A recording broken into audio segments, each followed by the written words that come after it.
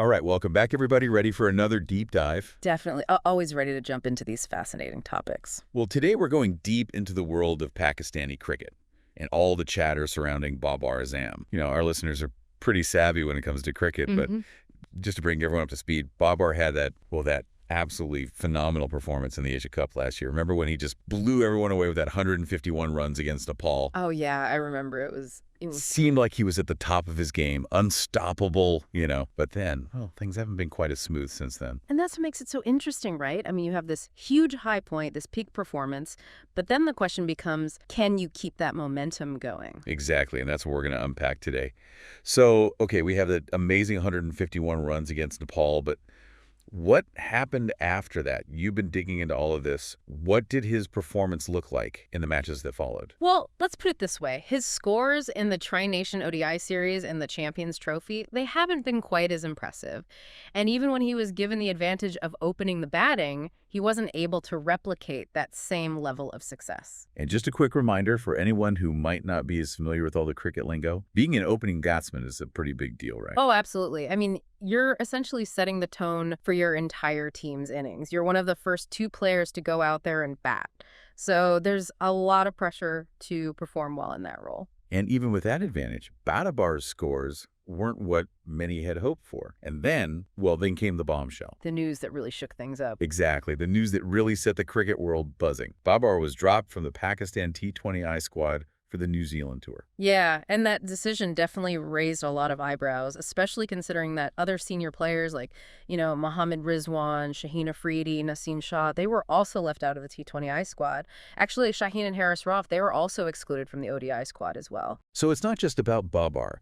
It seems like there's a bigger shift happening within the team. It definitely seems that way. I mean, are they trying to shake things up a bit? Are they looking to give some younger players a chance to prove themselves on the international stage? Maybe they're thinking long-term, building towards a future World Cup or other major tournaments.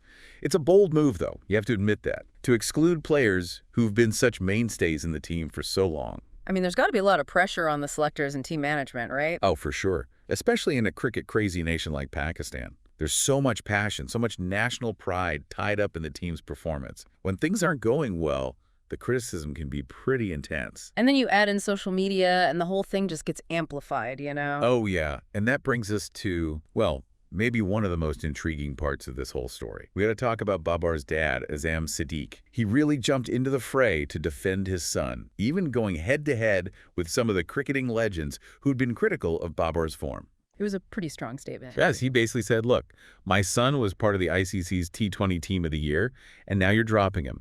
He'll prove himself in these other tournaments and come back stronger. And then you went on to address Babar's critics, especially some of those former players. And it was like he was issuing a warning, almost. It's fascinating to see how these things play out in public, isn't it? The emotional dynamics between athletes, their families, the fans, the commentators, the former players. Everyone has an opinion. Everyone's invested in the outcome. I mean, I can only imagine how any parent would feel if their child is being publicly criticized. But his response definitely added fuel to the fire, that's for sure. Absolutely, especially when you consider who he was responding to. I mean, these are former players, guys like Shoaib Akhtar and Mohammad Hafiz, who are considered legends in Pakistan. Their words carry a lot of weight. So for Siddique to push back against them so publicly, that was a really bold move. It was. And it shows just how much he believes in his son's abilities and, maybe how much he feels that those criticisms are just plain wrong. It definitely adds a whole other layer to this already complex situation. It does. And it makes you wonder, does all this outside noise, all these opinions and criticisms, does it affect a player like Babar? Does it add to the pressure he's already under? That's a great question, and one we're going to explore as we continue our deep dive. We're going to take a closer look at those criticisms from Akhtar and Hafiz, analyze their validity, and really try to understand the expectations placed on star athletes like Babar. And, of course, we'll be looking ahead to that New Zealand tour. Is it a chance for Babar to silence his critics?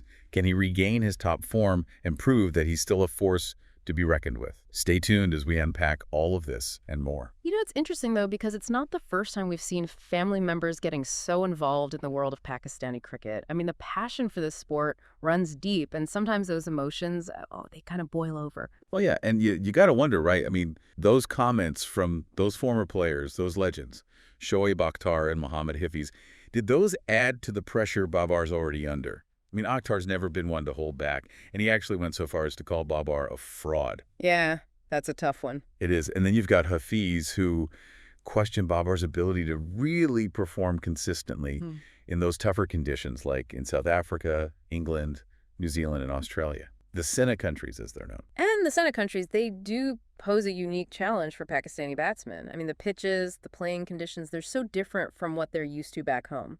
So for our listeners who might not be as familiar with those differences, what makes those Sena conditions so challenging?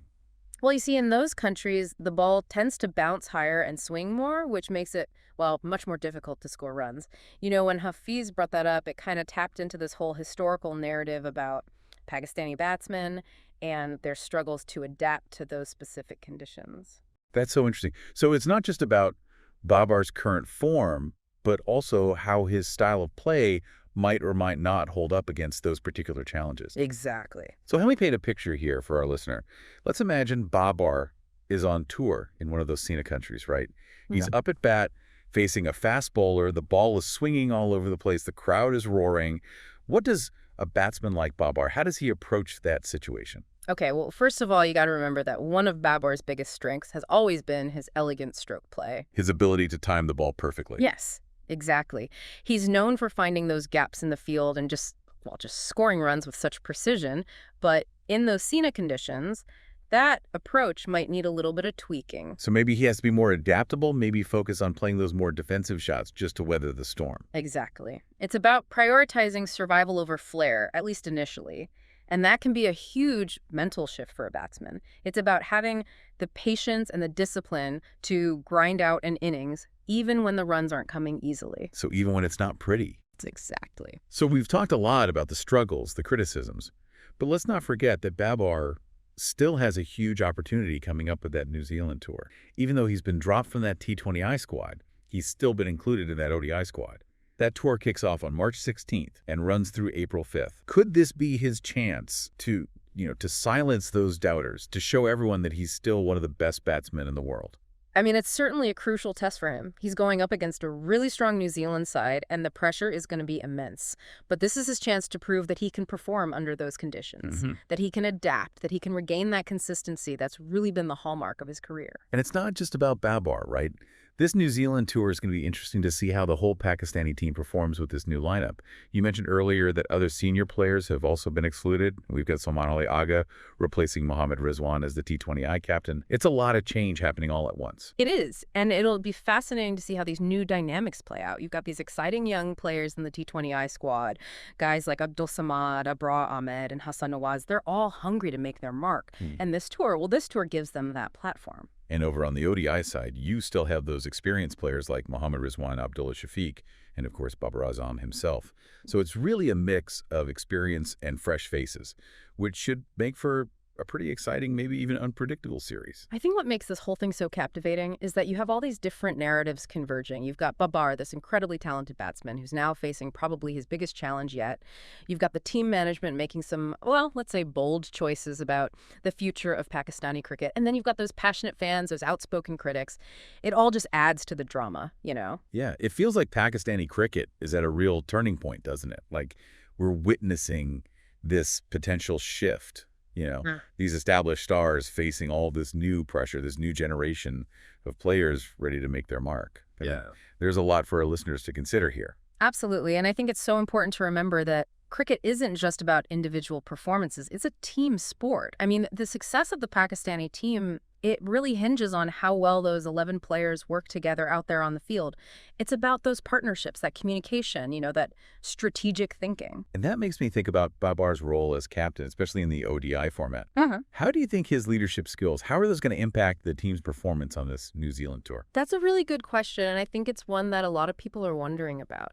Babar has received some criticism for his captaincy in the past. Some people have said that he's maybe not as assertive or as tactically sharp as some other captains out there.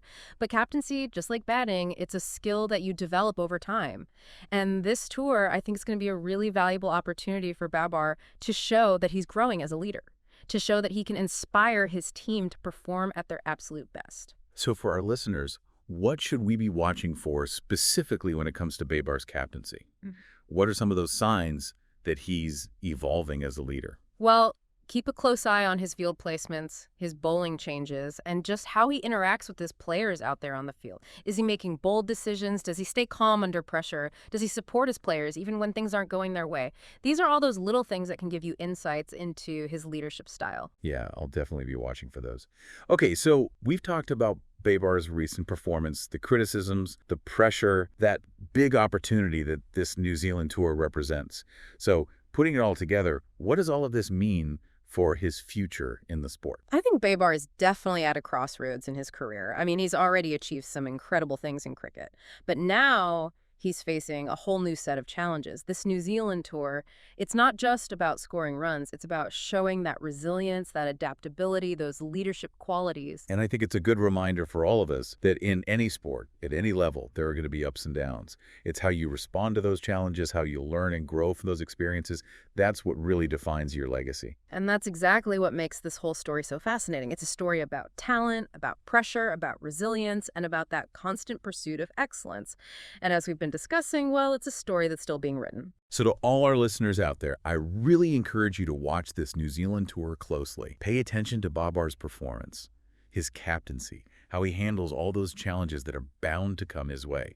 This is a huge chapter in his career, and it's going to be so interesting to see how it all unfolds. And who knows, this could be the beginning of an even more amazing chapter for Babar Azam, one where he not only reclaims his place as a top batsman, but also really solidifies his legacy as one of Pakistan's all-time great captains. And with that, my friend, we come to the end of our deep dive into the world of Babar Azam and Pakistani cricket. We hope you've enjoyed this exploration and that you'll continue to follow this story as it develops. Until next time, keep exploring, keep asking questions, and keep that spirit of curiosity alive.